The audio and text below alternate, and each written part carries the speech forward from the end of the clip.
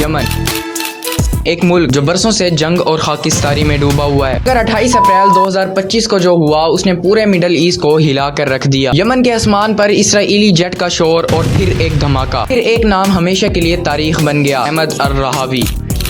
لوگوں نے سنا کہ یمن کا پریزیڈنٹ قتل ہوا ہے، لیکن اصل سچ یہ ہے کہ مرنے والے تھے یمن کے ہوتھی گورنمنٹ کے پرائم منسٹر احمد الرہاوی۔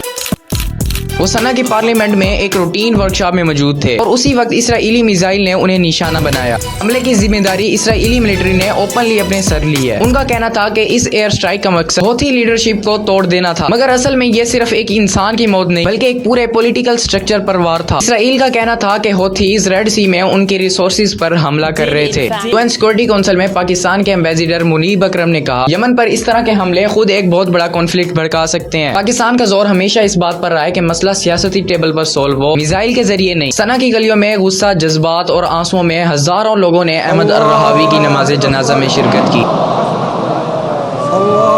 احمد الرہاوی کو بہت سی انٹرنیشنل رپورٹس میں ایران بیک لیڈر کہا جاتا ہے۔ اس کی وجہ یہ ہے کہ ہوتھیز کھلے عام ایران کی سیاسی اور فوجی سپورٹ حاصل کرتے ہیں۔ ایران انہیں میزائلز، ڈرون اور ٹریننگ کے ذریعے مضبوط بناتا ہے۔ اس سپورٹ کی وجہ سے الرہاوی کو ایران الائنڈ یا ایران بیکڈ لیڈر کے طور پر دیکھا گیا، مگر اسرائیل اور ان کے الائز کے لیے یہ ایک ڈائریکٹ خطرہ تھا جو ان کے خلاف سٹرائک کی بنیاد کی وجہ بنا۔ یمن کے آسمان میں گرتی ہوئی میزائل نے ایک نیا چیپٹر کھول دیا ہے۔ ایران بیکڈ ہوتھیز اور اسرائیل کے درمیان اب یہ جنگ اور شدت اختیار کر سکتی ہے۔ پورا مڈل ایسٹ اب ایک نئی آگ کے کنارے کھڑا ہے۔